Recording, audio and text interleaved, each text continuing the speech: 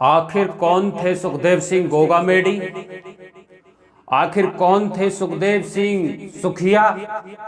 आखिर कौन था वो शख्स जिसकी हत्या हो गई राजस्थान के जयपुर में और पूरे देश के अंदर रोष प्रकट हुआ और पूरे भारत को बंद किया गया, नेताओं की सरकारों की हवा निकल गई और राजपूत समाज के अंदर रोष प्रकट हो गया।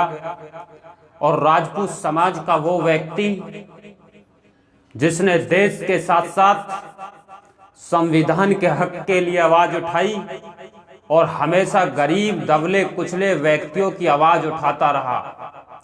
तो सभी साथियों को नमस्कार। साथियों, आज मैं ये वीडियो स्पेशल सुखदेव सिंह गोगामेडी जी के ऊपर बना रहा हूं और राजपूत समाज के लिए बना रहा हूं।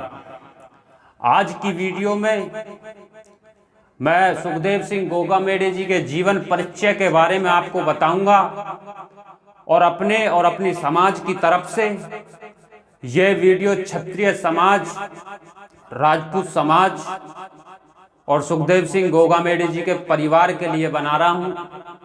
मैं पहले भी आपको सभी वीडियो में कह चुका हूं कि मैं राजपूत समाज से नहीं आता, परंतु मेरा दिल, दिमाग और मेरी छवि हमेशा उन व्यक्तियों के साथ रही है जो धर्म, समाज और राष्ट्र के लिए लड़ते हैं। चाहे वो जाट हो, राजपूत हो, गुजर हो, ब्राह्मण हो, सिख हो, दलित हो, मुसलमान हो, जो देश के साथ है, जो देश की 36 समाज की आवाज उठाता है, जो हर गरीब व्यक्ति के साथ खड़ा होता, मैं उसके साथ खड़ा होता हूं। मैं गरीब परिवार से भले हूं, मैं गरीब व्यक्ति जरूर हूं, परंतु सभी समाजों की आवाज उठाने का हक आपको है। तो आज साथियों शुरुआत करते हैं इसकी नई वीडियो में। देखिए साथियों, सुखदेव सिंह का नाम था सुखदेव सिंह गोगामेडी। उनको सुखिया नाम भी कहा जाता था। यह मैं आपको बाद में बताऊंगा उनको सुखिया क्यों कहा जाता था। उनका जन्म 20 फरवरी 1970 को राजस्थान में हुआ। उनका जन्म एक राजपूत क्षत्रिय परिवार में हुआ। गांव का नाम था गोगामेडी। जिस सरनेम को वो अपने नाम के पीछे लगाते हैं उस गांव का नाम गोगामेडी था। और जहां पर वो फिलहाल रहते थे, जहां पर उनकी हत्या की गई थी, वो जगह थी राजस्थान की जो राजधानी थी जयपुर, उसमें वो रहते थे। कॉलोनी थी श्यामनगर। बताने वाले बताते हैं कि सुखदेव सिंह गोगामेडी की 3 पत्नियां थी, परंतु जो उनकी मेन रानी थी जिससे उनको लगाव था, उनका नाम था शीला शेखावत गोगामेडी। उनके पास सिर्फ 2 बेटियां हैं। एक बेटी का नाम है उर्वशी शेखावत गोगामेडी और एक बेटी उनकी छोटी है। जो उर्वशी बेटी है वो सोशल मीडिया पर अपने पिता और मां की तरह बहुत पॉपुलर है और वो समाज के साथ साथ हर समाज की भी आवाज अपने पिता की तरह उठाती है और वो राजपूत समाज के लिए बहुत जोर शोर से लड़ाई लड़ती है। उनकी मृत्यु की बात करें तो गोगामेडी को 5 दिसंबर 2023 को गोली मारी गई थी। अगर सुखदेव सिंह गोगामेडी के उत्तराधिकारी की बात करें तो वे श्री राष्ट्रीय राजपूत कन्नी सेना के संस्थापक थे और वो हर देश, हर राज्य, हर जिले के अंदर जाया करते थे। अब उनकी शिक्षा की बात करें, वो राजस्थान के विश्वविद्यालय से उन्होंने मास्टर ऑफ आर्ट किया हुआ था और वह बहुत पढ़े लिखे व्यक्ति थे। अपनी सेना बनाने से वे पहले लोकेंद्र सिंह कालवी श्री राजपूत कन्नी सेना में वो कार्य करते थे और कालवी साहब से उन्होंने बहुत कुछ सीखा था। वो अपने संगठन से पहले भी श्री राजपूत कन्नी सेना में एक बड़े पद पर थे और उससे पहले भी वो राजपूत महासभा के राजस्थान के अंदर अध्यक्ष रह चुके थे और उनके जीवन के अंदर बहुत उतार चढ़ाव आए। उन पर बहुत मुकदमे लगे, उन पर झूठे मुकदमे दायर हुए और उन पर झूठे केस लगाकर उनको जेल में डालने का प्रयास किया गया। साथियों, उनका जो पूरा परिवार है वो भादरा जिले हनुमानगढ़ गोगामेडी में रहता है।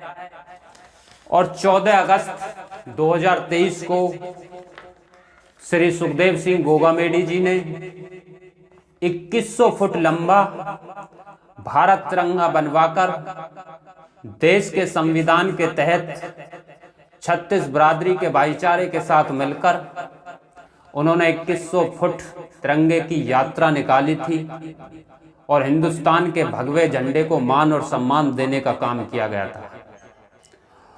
और वो जब लड़ाई लड़ते थे राजपूत समाज में वो बहुत चर्चित थे, बहुत बड़ा वो चेहरा बन गए थे।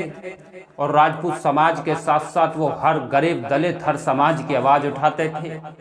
उन्होंने एक बार हमारी समाज की आवाज उठाई थी। राजस्थान के अंदर हमारी समाज की एक बेटी के साथ बलात्कार हो गया था। हालांकि मैं राजपूत समाज से नहीं आता, ना मैं क्षत्रिय समाज से, परंतु उन्होंने हमारी समाज के लिए लड़ाई लड़ी थी और पूरे तन मन धन और बल के साथ पूरी राजपूत समाज ने लड़ाई लड़ी थी। और उनके ऊपर साथियों वो मां करनी के परम भक्त थे, जो उनकी कुलदेवियां होती हैं, और माता करनी का उनके ऊपर साक्षात आशीर्वाद था। आज तक उनको माता करनी के आशीर्वाद से कभी जेल नहीं जाना पड़ा, कभी झूठे मुकदमों में नहीं फंसाया गया। वो महाराणा प्रताप जी को अपना आदर्श मानते थे, वो पृथ्वीराज चौहान जी को अपना आदर्श मानते थे, वो वीर श्रोमणी मीर भोज पृथ्यार जी को अपना आदर्श मानते थे।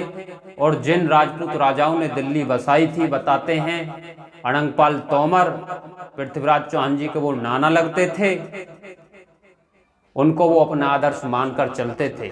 वो साथियों हिंदू धर्म के भगवे के लिए लड़े, वो गौ माता के लिए लड़े, गौ माता को राष्ट्रीय माता का दर्जा दिलाने के लिए वो लड़े थे और हर हिंदू समाज की वो आवाज उठाया करते थे। अगर मैं साथियों उनकी हाइट की बात करूं, उनकी हाइट 5 फुट 7 इंच के करीब थी। वो काठी में लंबे चौड़े ताकतवर और महाराणा प्रताप जी की तरह ही वो आक्रामक आवाज में बोलते थे और वो बहुत वजनी थे और वो लंबी लंबी मूछें रखते थे, बड़े बड़े बाल रखते थे और सर पर केसरिया साफा रखते थे, नार में केसरिया गमछा रखते थे। और उनकी एक बात और मुझे पसंद आती है, उन्होंने जितनी भी क्षत्रिय और सर्व समाज रही हैं देश के अंदर, चाहे वो जाट हो, राजपूत हो, गुर्जर हो, ब्राह्मण हो, सिख हो, दलित हो, जितनी भी समाज आरक्षण से वंचित थी, जिनको आरक्षण नहीं दिया गया था, सबसे पहले व्यक्ति वो सुखदेव सिंह गोगामेडी ही थे, जिन्होंने जाट, गुर्जर, ब्राह्मण, राजपूतों को 15% EWS का अगर देश के अंदर आरक्षण की सुविधा अगर किसी व्यक्ति ने कराई थी तो वो सुखदेव सिंह गोगामेडी जी ने ही कराई थी। इस बात को किसी भी समाज को भूलना नहीं चाहिए और जातिवाद को मिटाकर उस परिवार के उस समाज के साथ खड़ा होना चाहिए जिस समाज ने आपको 15% आरक्षण देने की लड़ाई लड़ी। देखिए मैं उस समाज से आता हूं जिस समाज के पास पहले ही आरक्षण है, परंतु हम उनकी लड़ाई और उनकी ताकत को सलाम करते हैं जिन्होंने सर्व समाज के लिए लड़ाई लड़ी। उनके भाई की बात करूं तो उनके 2 भाई हैं, दिलीप सिंह और कान सिंह, उनके 2 भाई हुआ करते थे। कुछ लोग दावा करते हैं कि उनकी 3 पत्नियां थीं, कुछ लोग दावा करते हैं कि उनका एक बेटा एक पत्नी थी, परंतु जो मैंने बहुत बारीकी से इस चीज को पढ़ा है, बहुत बारीकी से आपके लिए वीडियो बना रहा हूं, मैंने यही पाया है उनकी भले ही 3 रानियां रही होंगी, परंतु उनकी जो मेन रानी थी वो शीला शेखावत गोगामेडी थी, जिनकी 2 बेटियां थी। कुछ लोग दावा करते हैं कि उनकी जो पहली पत्नी थी, उनकी पहली पत्नी का नाम शकुंतला था, जो हरियाणा पुलिस के अंदर लगी हुई थी। उनका उस पत्नी के साथ तलाक हो गया था, परंतु हम इन बातों पे नहीं जाते। हम सिर्फ और सिर्फ बात करेंगे शीला शेखावत गोगामेडी, जो उनकी सबसे महत्वपूर्ण और जिस पत्नी को वो प्यार करते थे। उनकी सिर्फ 2 ही बेटियां हैं। 2013 के अंदर उन्होंने राजनीति में एंट्री करी और राजनीति में एंट्री करने के बाद वो सर्व समाज की लड़ाई लड़ने लड़े। एक बार उन्होंने भादरा विधानसभा से भारतीय जनता पार्टी से टिकट मांगी, उनको नहीं मिली। एक बार उन्होंने कांग्रेस पार्टी से टिकट मांगी, उनको नहीं मिली, परंतु उन्होंने 2 बार निर्दलीय चुनाव लड़ा, परंतु उनको हार का सामना करना पड़ा। तो साथियों, ये मैंने आज कुछ बातें आपको सुखदेव सिंह गोगामेडी जी के बारे में बताई हैं। जब सुखदेव सिंह गोगामेडी जी आक्रामक तरीके से लड़ाई लड़ते थे, शासन प्रशासन को चेतावनी देकर लड़ाई लड़ते थे, शासन प्रशासन के पैर कांप जाया करते थे, और जब वो लड़ाई लड़ते थे तो पूरी राजपूत समाज के साथ साथ हर बच्चा, हर माता, हर बुजुर्ग उनकी लड़ाई में उनका साथ देता था। तब उनकी बढ़ती हुई लोकप्रियता को देखकर, उनकी बढ़ती हुई फैन फॉलोइंग को देखकर कुछ नेताओं के पैर कांपने लगे, कुछ नेता घबराने लगे, और वो सोचने लगे कि अगर ये व्यक्ति राजनीति में आ गया तो बहुत ऐसे लोगों की दुकान बंद कर देगा जो गरीब लोगों के हक को खाते हैं, जो भगवे झंडे, जो हिंदुस्तान के तिरंगा के साथ अपमान करते हैं, जो देश के संविधान के साथ अपमान करते हैं। तो ये थे सुखदेव सिंह गोगामेडी, जिनकी मैंने आज कुछ उनके जीवन के बारे में बताया। और मैं आपको एक बात बता दूं, एक सुखदेव सिंह गोगामेडी जी के ऊपर रेप केस लगा था। सुखदेव सिंह गोगामेडी जी पर हजारों केस, जो आनंदपाल वो भी राजपूत समाज से आते थे, जिनका एनकाउंटर हो गया था, उनके लिए उन्होंने लड़ाई लड़ी थी, उसमें भी उन पर केस लगा था। कितने दिन जेल में रहे थे, कौन सी धारा के तहत केस लगा था। तो इन सभी के बारे में मैं आपको अगली वीडियो, अगले पार्ट में बताऊंगा। मैं आप सभी से हाथ जोड़कर विनती करता हूं, पूरी राजपूत समाज को मेरी समाज की तरफ से राम राम। जय खंबागढ़ी, जय राजपूताना, जय छात्र धनम।